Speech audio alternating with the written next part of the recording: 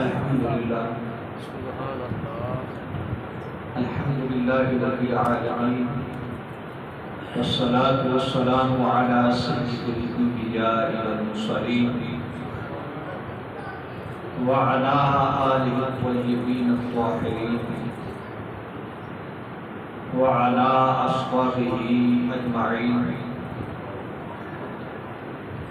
أما بعد فأعوذ بالله من الشيطان الرجيم بسم الله الرحمن الرحيم ما كان محمد أبا أحد من رجالكم ولكن رسول الله وخاتم النبيين صدق الله مولانا العظيم وصدق رسوله النبي الكريم الأمين. ادب و محبت کے ساتھ علیہ السلام صلاۃ و سلام علیہ وعلی آلہ وصحبہ یا سیدی صلاۃ و سلام علیہ یا سیدی یا شفیع الذنوبین وعلی آلہ وصحبہ یا سیدی یا خاتم النبیین. قابل عزت احترام علماء کرام، نعت خوانان شیعہ کرام، بانیان محفل، برادران اہل سنت، یہ مبارک پروگرام جو مسلسل ذکر میلاد مصطفیٰ کریم صلی اللہ علیہ وسلم اور مصطفیٰ کریم صلی اللہ علیہ وسلم کی عظمت اور شان، آپ کے فضائل اور کمالات کے بیان کے سلسلہ میں مسلسل 12 روزہ سالانہ انعقاد پذیر ہوتے ہیں، ان میں سے ہے. اور آپ حضرات روزانہ آپ صلی اللہ علیہ وسلم کے ذکر سے مستفید ہوتے ہیں.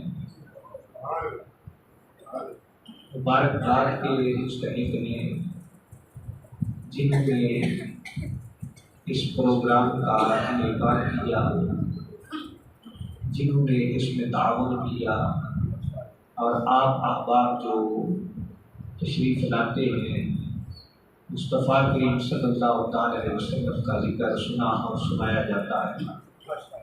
اللہ تعالیٰ سب کی سجدہ لیلہ اپنی بارگاہ میں قبول و منظور فرمائے. ہم سب کے لیے اسے ذریعہ نجات بنائے، مصطفیٰ کریم صلی اللہ علیہ وسلم کی شفاعت کا ذریعہ بنائے. اسلام کے بنیادی عقائد میں سے عقیدہ رسالت ہے، اور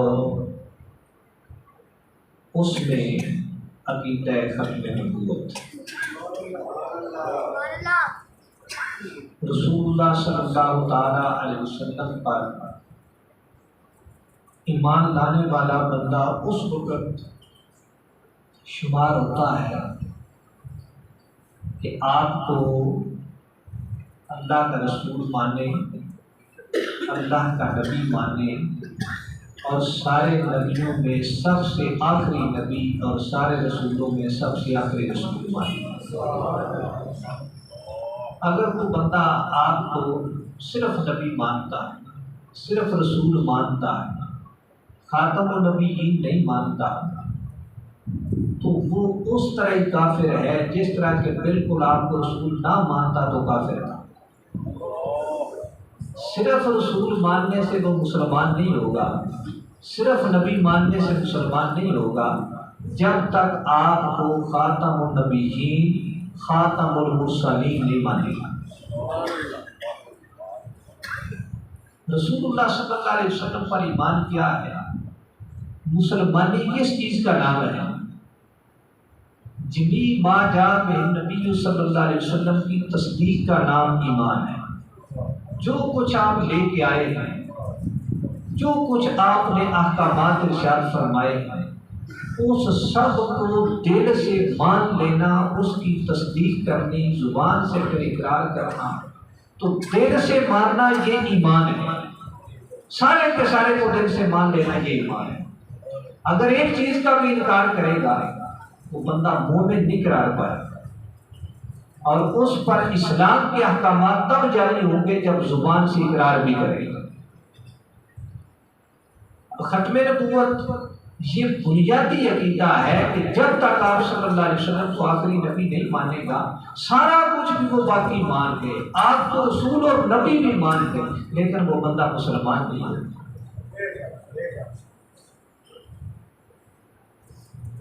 اب اس عقیدے کا تقاضا ہے کہ آپ صلی اللہ تعالی علیہ وسلم کے زمانہ میں بھی اور کوئی نبی نہیں، آپ کے بعد بھی کوئی نبی آج تک نہیں آیا، قیامت تک نہیں آئے گا اور آ سکتا بھی نہیں، دائرہ امکان میں نہیں ہے، ممکن ہی نہیں ہے کہ کوئی اور آ سکتا۔ یہ عقیدہ ائمہ اہل سنہ نے اپنی کتب عقائد کے اندر ارشاد فرمایا۔ امام فضل اللہ کشتی جو مصابی سنہ کے شارح اور عقائد کی بہت ہی معتبر کتاب المعتمر فی المعتقد کے مصنف، جن کے متعلق امام ربانی حضرت مجدد الفسانی مکتوبات شریف کے اندر ارشاد فرماتے ہیں کہ علامہ طور کشتی کا رسالہ عقائد پہ مشتمل، اس کو پڑھا کرو، وہ بہت معتبر ہے، جس کی توثیق امام ربانی فرمائے۔ آج تک ائمہ اہل سنت کے اندر معتبر، وہ فرماتے ہیں کہ ہر کس کے گویت بعد از بین نبی دیگر بود، یا ہست یا خواہد بود، و ہر کس کے گویت امکان دارت کے باشد کافر است ای است شرط درستی ایمان بخاتم انبیاء صلی اللہ تعالی علیہ وسلم۔ اب فرماتے ہیں کہ جو بندہ یہ کہے کہ آپ صلی اللہ علیہ وسلم کے بعد کوئی نبی ہوا ہے یا اب ہے یا قیامت تک ہوگا یا ہو سکتا ہے، ممکن ہے، آ سکتا ہے، اگرچہ آئے گا نہیں، یہ بات کرے، آپ فرماتے ہیں وہ بندہ کافر ہے، وہ اس وقت تک مسلمان نہیں ہو سکتا جب تک کہ یہ بات بھی نہیں مانے گا کہ وہ نبی آنا دائرہ امکان سے خارج ہے۔ کہتے ہیں ختم نبوت پر ایمان درست ہونے کی یہ شرط ہے کہ یہ بھی ماننا پڑے گا کہ آگے وہ نبی دائرہ امکان میں بھی ممکن ہی نہیں ہے کہ وہ آ سکے۔ اب اس پر قرآن و سنت کے دلائل بے شمار دلائل ہیں، 100 سے زائد آیات کریمہ ہیں جن سے ختم نبوت ثابت ہے، احادیث کا تو شمار ہی نہیں، اور اقوال ائمہ، عقائد کی، تفاسیر کی، احادیث کی کوئی کتاب اس عقیدے کے بیان اور اس کے دلائل سے خالی نہیں ہے۔ اور علماء کرام سے آپ شروع سے اس عقیدہ کی وضاحت سنتے چلے آ رہے ہیں، اس کی اہمیت بھی اور اس کی حقیقت بھی، اس کی وضاحت بھی، آپ بخوبی اس بات کو آگے سنتے آ رہے ہیں۔ تو اسی سلسلہ میں انہی باتوں کو تازہ کرنے کے لیے اور مزید تاکہ ذہنوں کے اندر انجلا ہو، مزید روشنی ہو، مزید رب تعالیٰ کا نور ہمیں عطا فرمایا جائے، اس سلسلہ میں کچھ گزارشات پیش کروں گا۔ اگرچہ آیات مقدسہ ختم نبوت کے بیان پر 100 بلکہ اس سے بھی زائد ہے، لیکن جو بالکل واضح اور صریح آیا مقدسہ ہے وہ ہے جو میں نے خطبہ کے اندر تلاوت کی ہے۔ رب تعالیٰ ارشاد فرماتا ہے ما کان محمد ابا احد من رجالکم، محمد صلی اللہ تعالی علیہ وسلم تمہارے مردوں میں سے کسی کے باپ نہیں، بلکہ رسول اللہ، لیکن وہ اللہ کے رسول ہیں، وخاتم النبیین، اور سب نبیوں میں سے پچھلے، سارے نبیوں میں سے آخری، وہ سب سے آخری نبی ہے۔ اب یہ جو آیا مقدسہ ہے، شان نزول کیا ہے، آیا مقدسہ کا مطلب کیا ہے، اس کی تفسیر کیا ہے، اس بات کو پیش کرنے سے پہلے ایک بات بطور تمہید عرض کرتا ہوں، اور یہ بات بڑی توجہ کے ساتھ سننے والی ہے، اور بہت ساری گمراہیاں جو لوگ پھیلاتے ہیں ان کا اس سے سدباب ہو جائے گا۔ آپ دیکھتے ہیں کہ جو بندہ بھی اٹھتا ہے اپنی گمراہی کا سلسلہ جاری کرتا ہے، دعویٰ یہ کرتا ہے کہ میرا مذہب، میرا موقف، میرا نظریہ قرآن سے ثابت ہے، حدیث سے ثابت ہے، قرآن کا نام لیتا ہے، ایتیں بھی قرآن کی پڑھے گا، لیکن ان کا مطلب، ان کی تشریح من مانی کرے گا۔ تو سب سے پہلے میں یہ عرض کرنا چاہتا ہوں کہ قرآن کریم کی تفسیر کے لیے اصول کیا ہے، کس انداز سے قرآن کی شرح کرنی ہے، آیت کی تفسیر کرنی ہے، اس کے لیے قواعد و ضوابط کیا ہے۔ جو ہمارے ائمہ نے قواعد و ضوابط بیان فرمائے، سب سے پہلا اصول یہ ہے کہ قرآن کی آیت کی تفسیر قرآن کی آیت سے کی جائے، کہ رب تعالیٰ کا فرمان، رب تعالیٰ کا ارشاد، اس کی وضاحت بھی اللہ کے ہی فرمان سے کی جائے۔ کہ قرآن کی آیات بعض کی تفسیر کرتی ہیں، دوسرے نمبر پہ تفسیر کا مرتبہ ہے کہ قرآن کی آیت کی تفسیر رسول اللہ صلی اللہ علیہ وسلم کے فرمان سے کی جائے، کہ قرآن کریم آپ پہ نازل ہوا ہے، اور آپ کا منصب ہے کہ آپ قرآن پڑھیں بھی، پڑھ کے سنائیں بھی، اور اس کا مطلب بھی بیان فرمائیں۔ رب تعالیٰ نے محبوب کریم صلی اللہ علیہ وسلم کی بار بار نشان بیان فرمائی۔ سورہ جمعہ شریف کی آیت کیسا ہے؟ هو الذي بعث في الأميين رسولا منهم يتلو عليهم آياته ويزكيهم ويعلمهم الكتاب والحكمة۔ اللہ وہ ذات ہے کہ جس نے امیین کے اندر رسول مبعوث فرمایا۔ اب اس رسول کی شان کیا ہے؟ رب تعالیٰ کی طرف سے کون سا منصب عطا فرما کے رب تعالیٰ نے اس رسول کو بھیجا ہے؟ تو رب تعالیٰ فرماتا ہے یتلو علیہم آیات، اللہ کی آیات ان کو پڑھ کے سناتے۔ قرآن پڑھنا کیسے ہے یہ پڑھ کے بتانا، یہ رسول اللہ صلی اللہ علیہ وسلم کا منصب ہے۔ وَيُزَكِّيهِمْ، ان کو پاک کرتے ہیں۔ وَيُعَلِّمُهُمُ الْكِتَابَ، ایک کتاب اللہ کو سکھاتے بھی رسول اللہ صلی اللہ علیہ وسلم۔ قرآن پڑھنا کیسے ہے یہ بھی رسول اللہ صلی اللہ علیہ وسلم سکھاتے ہیں۔ آگے اس کو سمجھنا کیسے ہے، اس کے مطالب اور مفاہیم کیا ہے، اس سے احکام اور مسائل کیسے استنباط ہوتے ہیں، یہ کام بھی رسول اللہ صلی اللہ علیہ وسلم آپ کرتے ہیں۔ یہ آپ کا منصب ہے۔ حکمت بھی سکھاتے ہیں، کتاب اللہ کی تعلیم بھی ارشاد فرماتے ہیں۔ اس مفہوم کی تقریباً 4 آیات ہیں جن کے اندر رسول اللہ صلی اللہ علیہ وسلم کی یہ صفات بیان فرمائی گئی۔ تو قرآن پڑھنا کیسے ہے، یہ قرآت بھی رسول اللہ صلی اللہ علیہ وسلم سے منقول ہے، اور جیسے قرآت متواترہ ہوتی ہیں ویسے قرآن کو پڑھا جاتا ہے، یا پھر کچھ قرآت شاذہ ہیں جو تفسیر کے لیے کم از کم خبر واحد کا درجہ رکھتی ہیں، تو وہ تفسیر میں کام دیتی ہیں۔ اور دوسرا، رسول اللہ صلی اللہ علیہ وسلم کا منصب ہے آپ قرآن سمجھائیں گے۔ تیسری تفسیر ہوتی ہے جو صحابہ کرام کریں رضوان اللہ تعالیٰ علیہم اجمعین، کہ صحابہ کرام رضی اللہ تعالیٰ عنہ ان کی یہ شان ہے کہ قرآن کی تفسیر کریں، تو انہوں نے رسول اللہ صلی اللہ علیہ وسلم سے براہ راست قرآن سنا ہے، سمجھا ہے، اب وہ حق رکھتے ہیں کہ تیسرے نمبر پہ قرآن کی وہ تفسیر کریں کہ قرآن کے ان آیات کا، ان کلمات کا کیا مطلب ہے، کیا مفاہیم ہے، کیا معنی ہے، کیا اس سے مسائل استنباط ہوتے ہیں، ان کا مرتبہ ہے، ان کا یہ مقام۔ اب چوتھے نمبر پہ جو درجہ ہے وہ تابعین کا، کہ انہوں نے صحابہ اکرام رضی اللہ تعالیٰ عنہم سے براہ راست قرآن سمجھا۔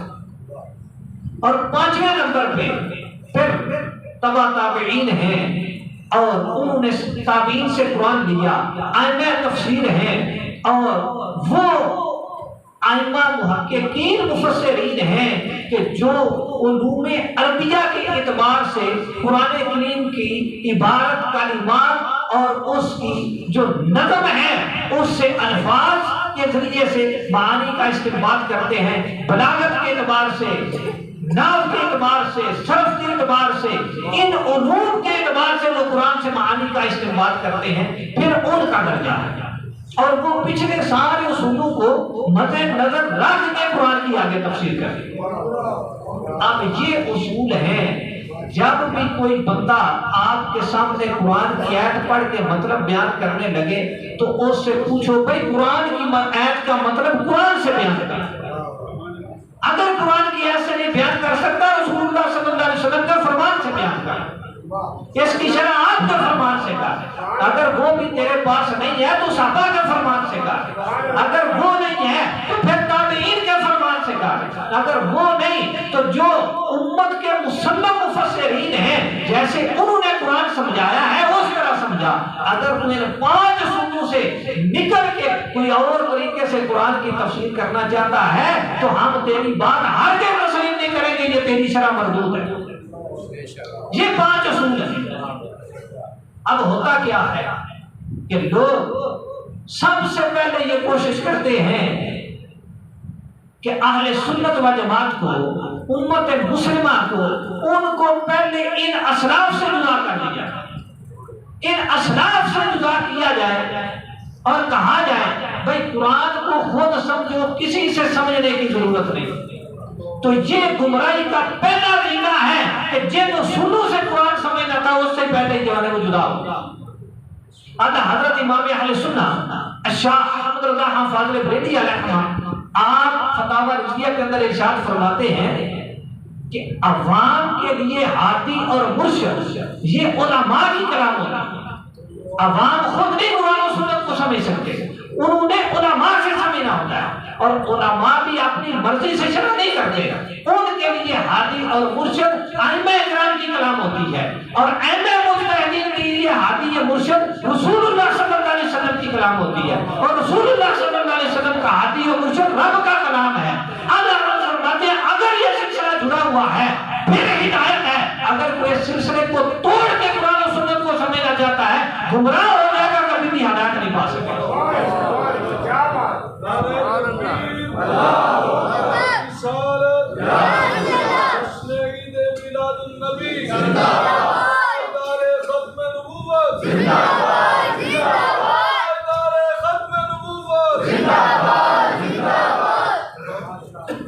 اس لیے عرض کرنے کا مقصد یہ ہے کہ اس وقت بڑا پرفتن دور ہے، انٹرنیٹ پہ ہر ایرا گیرا اپنی واہیات وہ بیان کرتا ہے، اپلوڈ کرتا ہے، لوگ سنتے ہیں، اپنے نظریات، اپنے عقائد کو خراب کر بیٹھتے ہیں۔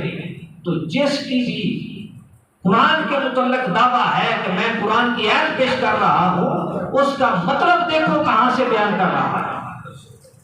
قرآن کی آیت کی تفسیر وہ معتبر ہوگی جو قرآن کی آیت سے ہو، حدیث رسول سے ہو، صحابہ کے اقوال سے ہو، تابعین کے ارشادات سے ہو، یا پھر جو ائمہ ہیں ان کے ارشادات سے ہو۔ اس سے ہٹ کر جو بندہ قرآن کی شرح کرنا چاہے اس کی شرح مردود ہے۔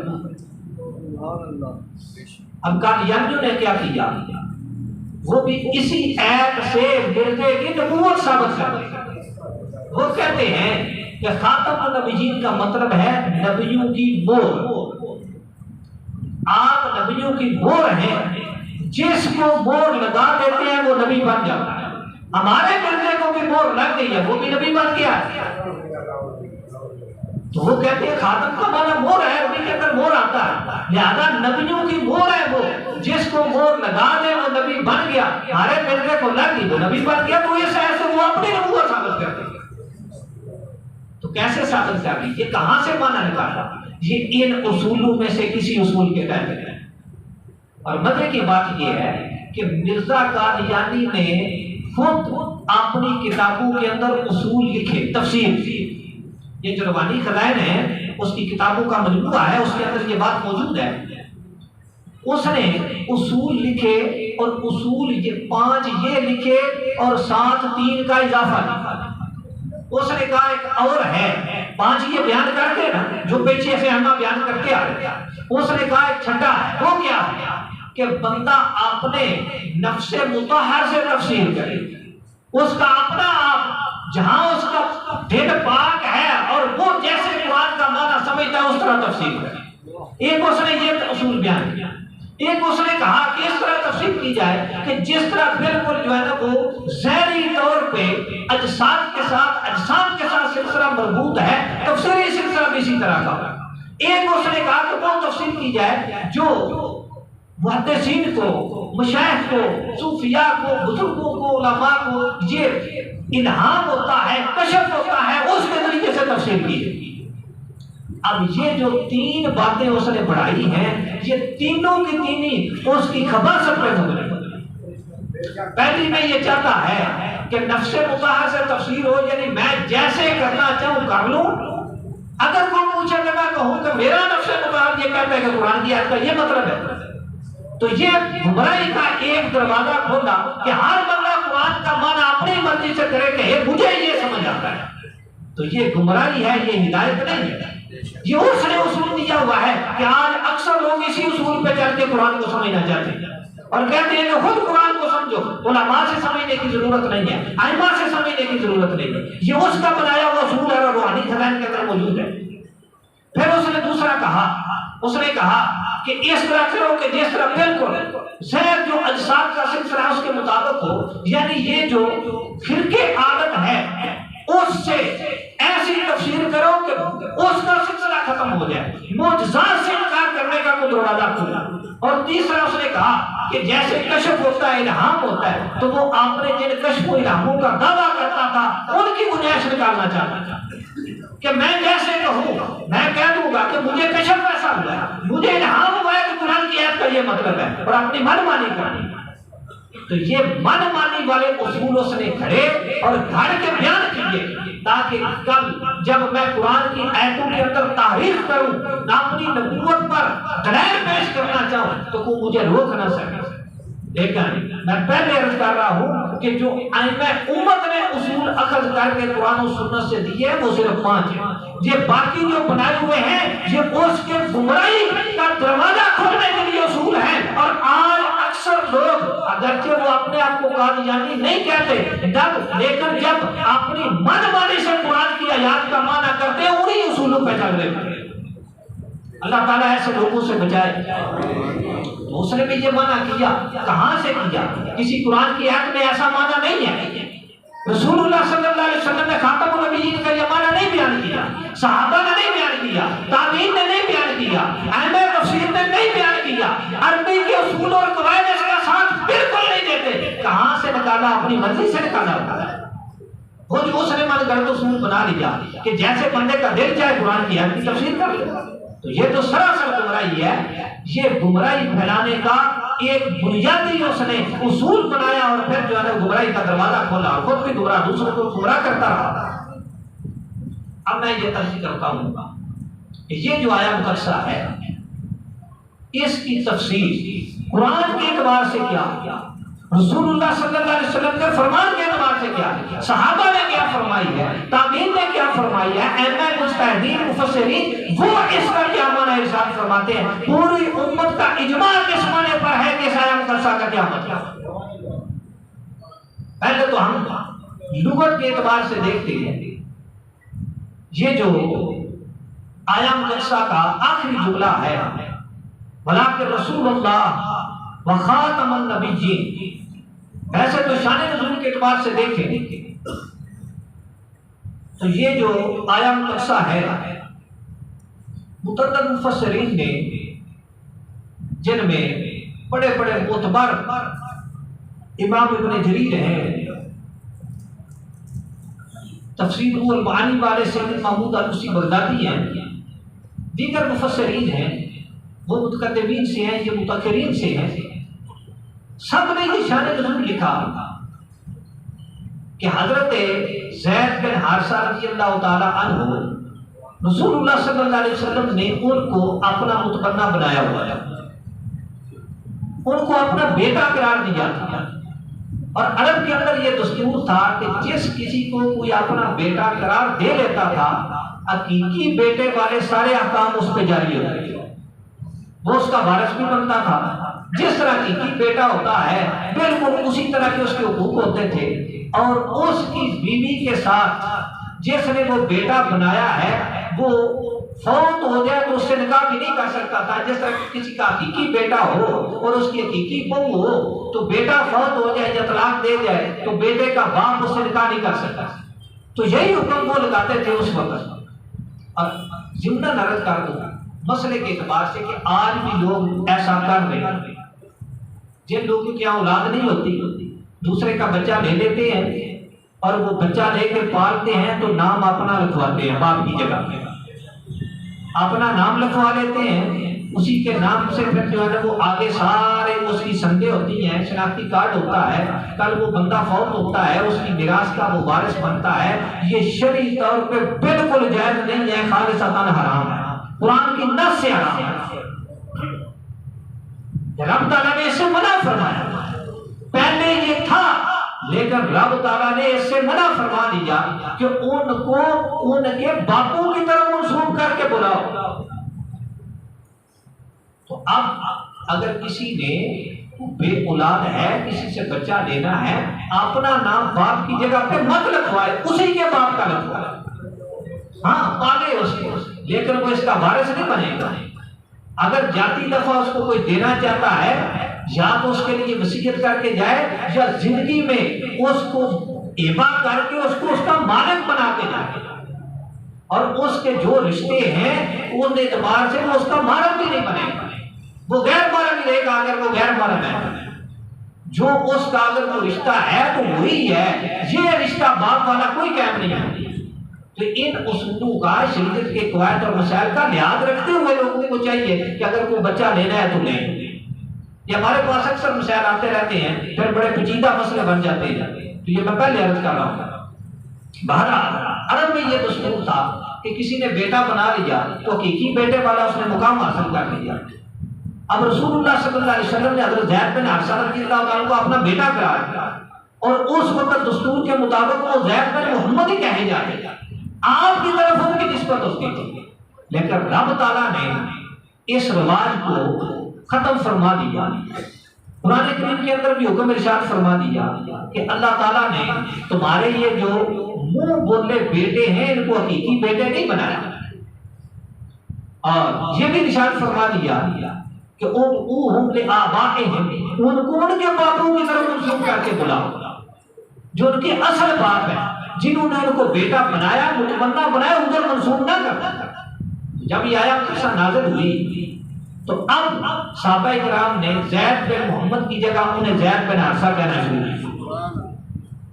اب یہ قول کے اعتبار سے تو رب تعالیٰ کا حکم آ گیا، لیکن عملی طور پہ رب تعالیٰ نے محبوب کریم صلی اللہ تعالی علیہ وسلم سے اس غلط رسم کا سد باب کروایا کہ حضرت زید بن حارثہ رضی اللہ تعالی عنہ ان کے نکاح میں حضرت سیدہ زینب رضی اللہ تعالی عنہ رسول اللہ صلی اللہ علیہ وسلم کی پھوپھی ذات، آپ کی پھوپھی کی بیٹی تھی۔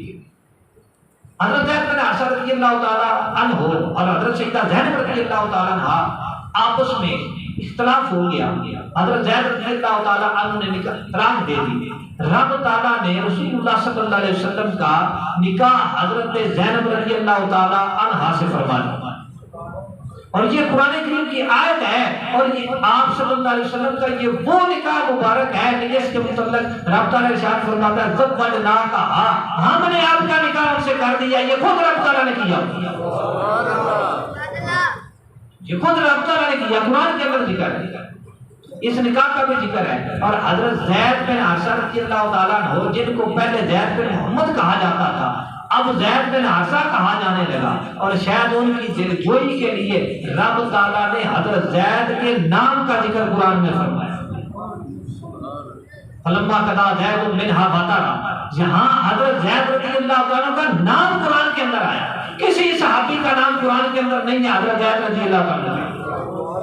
اتنے صحابہ ہیں جنہیں لوگ قدر صحابہ ہے، لیکن کسی اور صحابی رسول کا نام قرآن کے اندر نہیں ہے، حضرت زید بن حارثہ رضی اللہ تعالیٰ عنہ۔ کیا اگر رسول اللہ صلی اللہ علیہ وسلم کے ساتھ نسبت تھی اور اس کو جو ہے نا وہ رب تعالیٰ نے حقیقت پر محمول کرنے کے لیے، اس رسم کو ختم کرنے کے لیے ادھر سے نسبت ختم کروائی، زید بن حارثہ کروایا، لیکن قرآن کے اندر ان کا نام ذکر کر دیا تو ان کی دلجوئی ہے۔ حضرت زید بن حارثہ رضی اللہ تعالیٰ عنہ انہوں نے طلاق دے دی، نکاح ہو گیا۔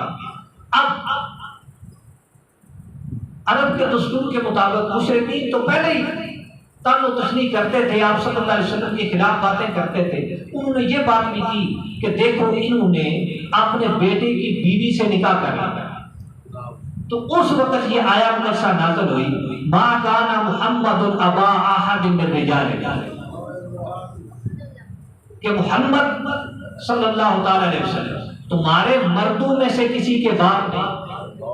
وہ حضرت زید ان کے بیٹے ہی نہیں ہیں، وہ تو حارثہ کے بیٹے ہیں۔ آپ نے تو ان کو اپنا منہ بولا بیٹا بنایا تھا، وہ حقیقی بیٹے نہیں ہیں۔ تو آپ صرف زید بن حارثہ کے نہیں، مردوں میں سے کسی کے بھی باپ نہیں۔ سبحان اللہ۔ اس میں اس بات کی نفی فرما دی۔ اب یہاں پہ یہ سوال ہوتا ہے کہ آپ صلی اللہ تعالی علیہ وسلم کی اولاد نرینہ بھی ہے، آپ کی صاحبزادیاں بھی ہیں۔ آپ کے صاحبزادوں میں حضرت قاسم، طیب، طاہر، عبداللہ، اور بعض کے نزدیک یہ حضرت عبداللہ ہی کا لقب ہے طیب اور طاہر، اور ایک آپ کے صاحبزادے حضرت ابراہیم رضی اللہ تعالیٰ عنہ، حضرت سیدہ ماریہ قبطیہ رضی اللہ تعالیٰ عنہ کے بہن انور سے، یہ آپ کے صاحبزادے ہیں، آپ کی نرینہ اولاد ہیں۔ تو رب تعالیٰ فرماتا ہے تم مردوں میں سے کسی کے باپ نہیں ہیں، تو پھر مانا کیا ہوگا؟ تو اس کا جواب مفسرین ارشاد فرماتے ہیں کہ رب تعالیٰ نے فرمایا ہے ما کان محمد ابا احد من الرجال، تمہارے مردوں میں سے کسی کے باپ نہیں۔ یہ نہیں فرمایا کہ من ذکورکم، تمہارے مذکروں میں سے کسی کے باپ نہیں۔ مرد کہتے ہیں، رجل کہتے ہیں عربی میں، یہ شروع میں جو درسیات پڑھتے ہیں اور بچوں کو پتا ہے کہ ذکر من بنی آدم تجاوز عن حد الصغر الی الکبر، کہ اولاد آدم میں اس مذکر کو مرد کہا جاتا ہے جو بچپنے کی حالت سے نکل کر اوپر جوانی اور اس سے بڑی عمر کی طرف چلا گیا۔ تو جوانی اور جو بڑی عمر کی طرف پہنچ گیا ہے، مرد کا اطلاق، رجل کا اطلاق اس وقت بندے پہ ہوتا ہے۔ جب وہ بچہ ہوتا ہے اس وقت اس پر رجل کا اطلاق نہیں ہوتا، نہ اس کو رجل کہا جاتا ہے۔ تو رب تعالیٰ نے رجال کی نفی کی یا ذکور کی نفی نہیں کی ہے۔ آپ صلی اللہ علیہ وسلم کے صاحبزادوں میں سے کوئی بھی اس عمر تک نہیں پہنچا کہ وہ رجل کی حالت تک پہنچتے، بچپن میں ان کے وصال ہو گئے۔ اور اس وصال ہونے میں بھی حکمتیں یہ تھی کہ آپ صلی اللہ علیہ وسلم چونکہ آخری نبی ہیں، آپ کے بعد کو نبی نہیں آنا۔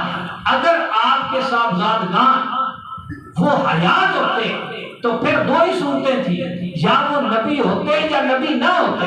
اگر نبی ہوتے تو ختم نبوت جاتی تھی، اگر ہوتے تو پھر پچھلے انبیاء کرام علیہ السلام، اگر نہ ہوتے تو ان کے بیٹے تو نبی ہوتے تھے، پھر ان کی شان کا اس معاملے میں زیادہ بڑا رقم آتا تھا۔ رب تعالیٰ نے محبوب کے صاحبزادوں کو بچپن میں اٹھا لیا ہے کہ رسول اللہ صلی اللہ علیہ وسلم کی ختم نبوت قائم ہے۔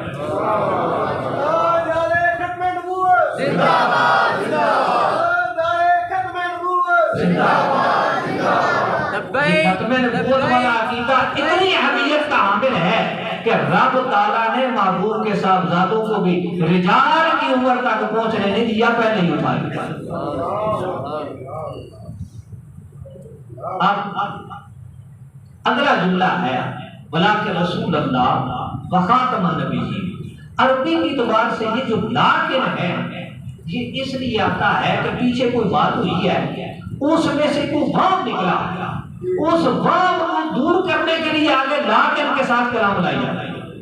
تو اب یہ جو فرمایا کہ تمہارے مردوں میں سے کسی کے باپ نہیں ہے، کس بات کا اگر کسی کو وام ہو سکتا تھا جس کو ختم کرنے کے لیے رب تعالیٰ نے یہ اگلا ارشاد فرمایا۔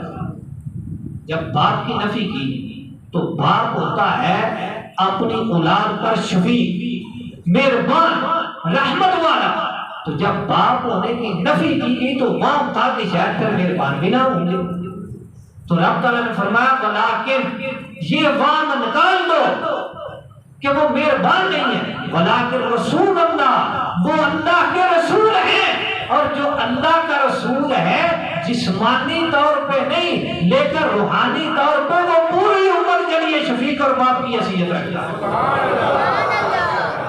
اس لیے ساتھ یہ وام نکالا کہ یہ نہ وام کرنا کہ اگر باپ نہیں ہے تو پھر شفقت بھی نہیں ہوگی، پھر رحمت بھی نہیں ہوگی، پھر مہربانی بھی نہیں ہوگی۔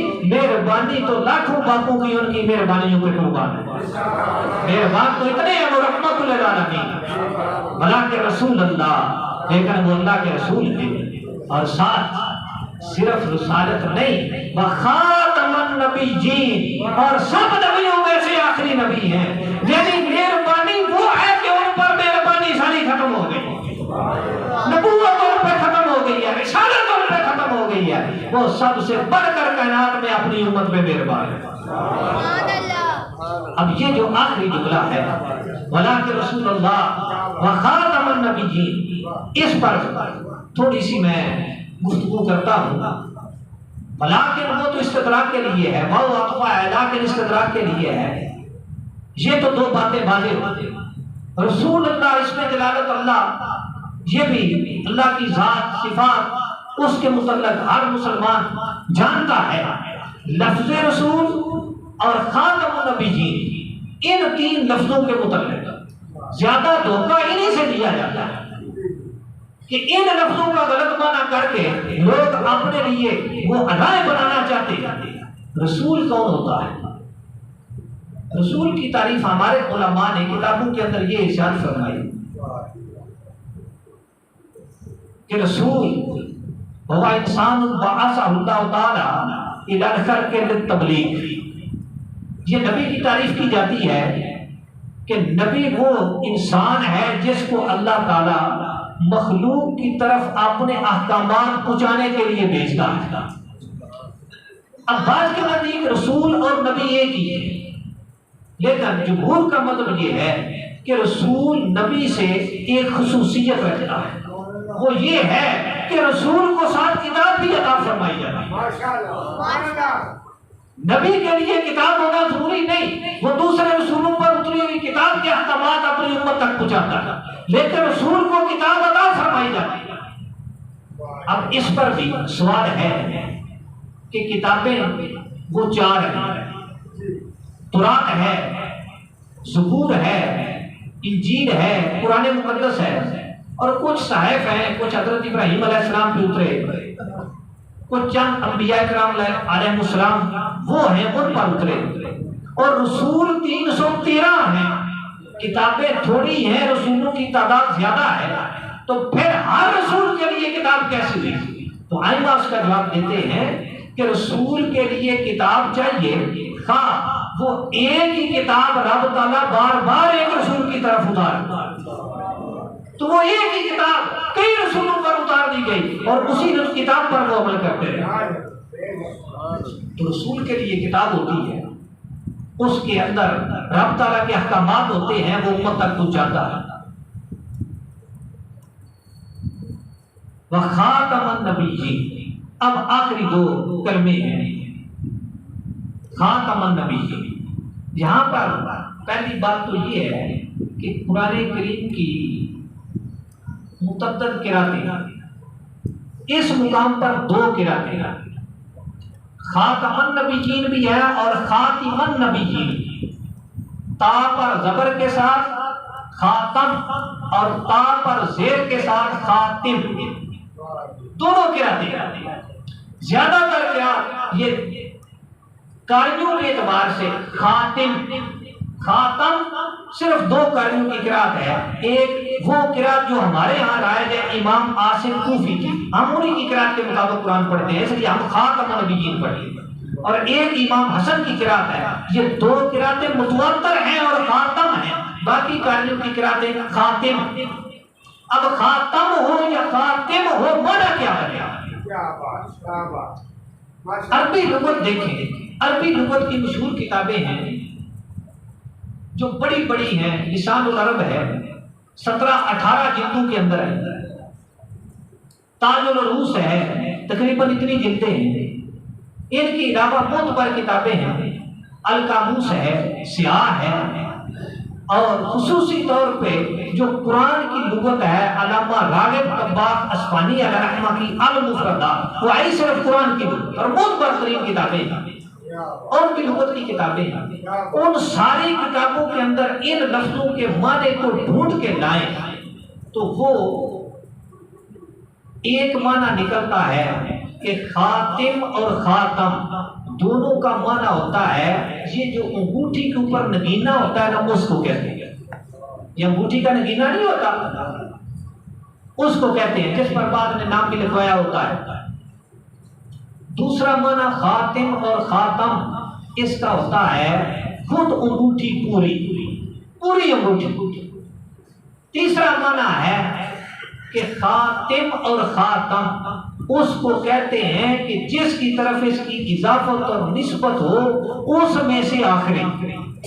مثلا خاتم القوم، قوم کا آخری بندہ، یا خاتم القوم ہو تب بھی قوم کا آخری.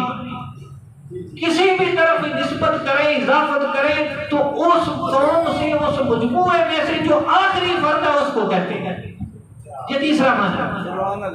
چوتھا معنی ہے لغت عرب کے اندر خاتم اور خاتم کا گھوڑے کے پاؤں پر بعض اوقات سفیدی ہوتی ہے، گھوڑوں کے پاؤں سفید بھی ہوتے ہیں. گھوڑے کا پاؤں سفید ہو تو سفیدی کو بھی کہتے ہیں.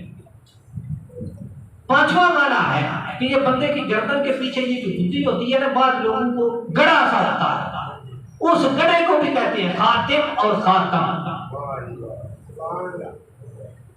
پانچواں معنی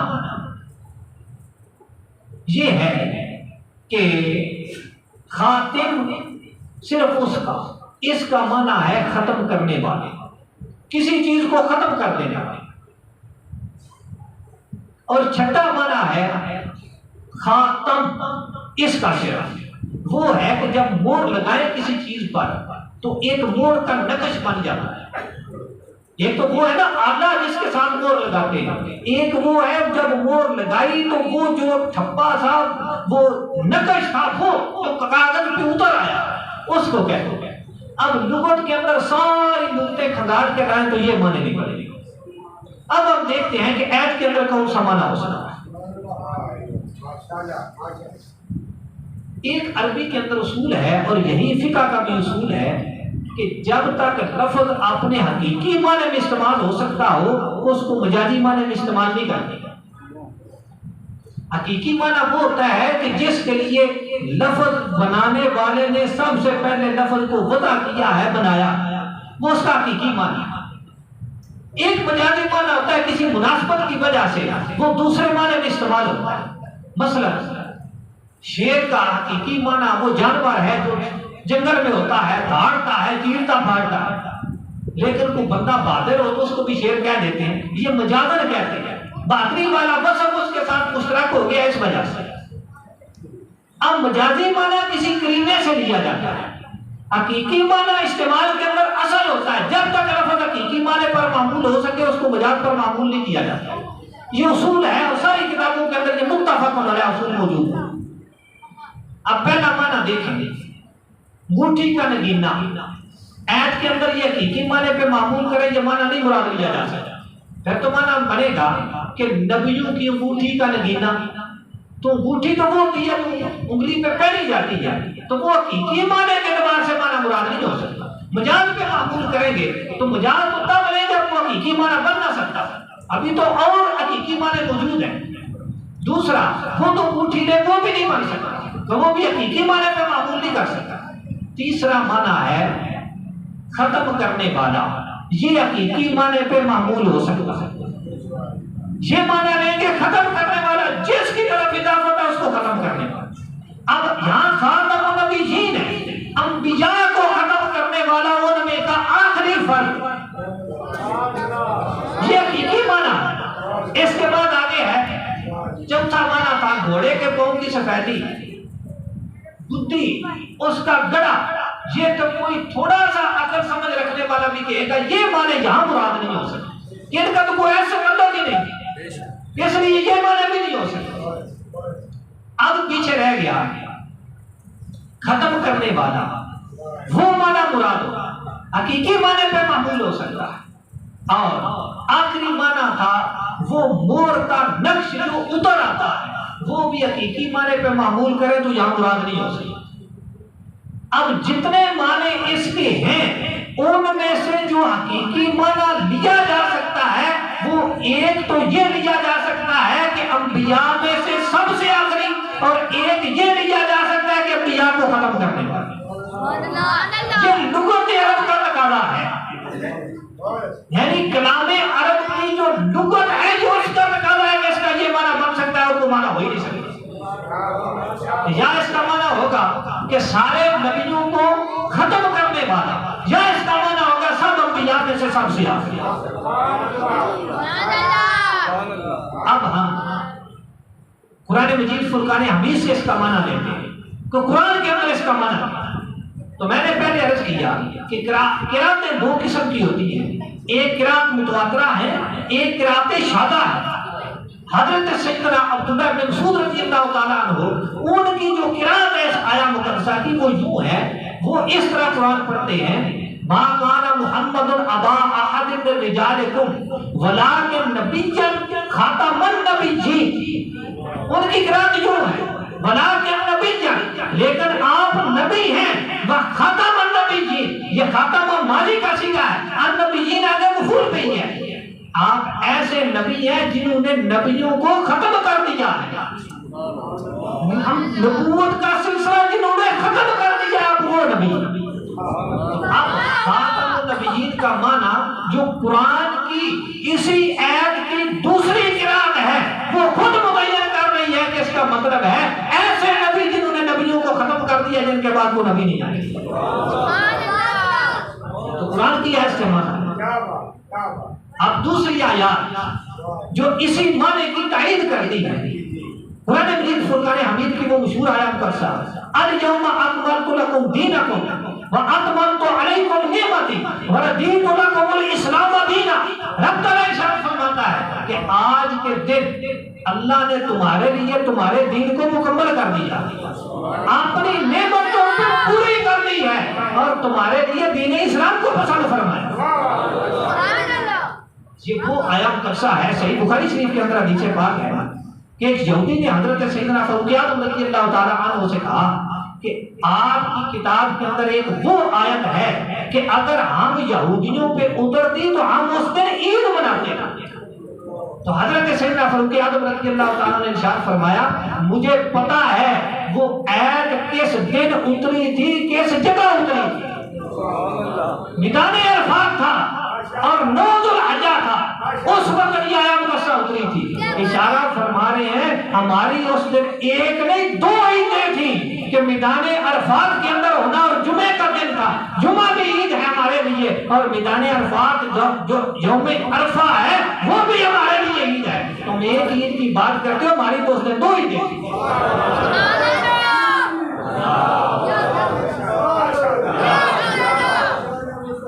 زندہ زندہ. آج ہمیں لوگ کہتے ہیں کہ یہ عید میلاد النبی کہاں سے؟ عیدیں تو 2 ہیں. یہ فاروق اعظم سے پوچھو اور بخاری شریف پڑھو، وہ کہتے ہیں ہماری تو ایک دن میں بھی 2 عیدیں آتی ہیں. اور کس دن آئی تھی؟ جب یہ آیت اتری تھی. اب اس میں کیا ہے کہ 2 عیدیں ہیں؟ 2 عیدیں تو وہ تھی اور وہ کہتے ہیں کہ ہم عید کی وجہ سے عید مناتے ہیں. تو یہودی اس کو عید والا دن سمجھ رہے ہیں کہ جس دن یہ آیت اترے. وجہ کیا ہے؟ وجہ یہ ہے کہ آج دین مکمل کر دیا گیا، آج اللہ کی نعمت پوری ہو گئی ہے. جب دین مکمل ہے، نعمت پوری ہے، تو آگے کسی نبی کی گنجائش کیا ہو سکتی ہے؟ یہ ختم نبوت کی دلیل.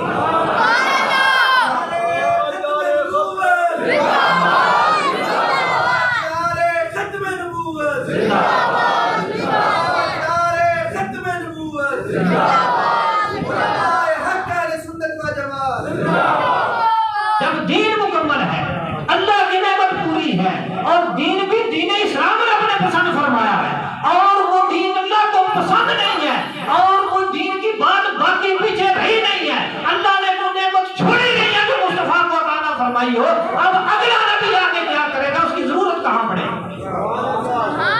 اور تو کوئی ضرورت ہی نہیں. یہ قرآن کی ہے. اسی آیا مقدسہ کی تفسیر اور تائید کر لے. اس طرح کی 100 آیات ہیں. چونکہ وقت تقریباً ختم ہی ہو گیا ہے، میں برکت کے لیے 1-2 حدیث پاک ذکر کر کے اپنے بیان کو ختم کرتا ہوں. رسول اللہ صلی اللہ تعالی علیہ وسلم نے اس کا کیا معنی بیان کیا.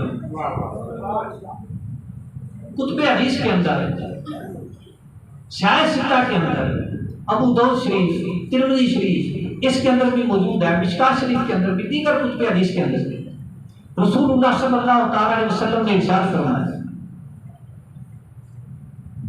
لا تقوم الساعة حتى يبعث الدجالون كذابون.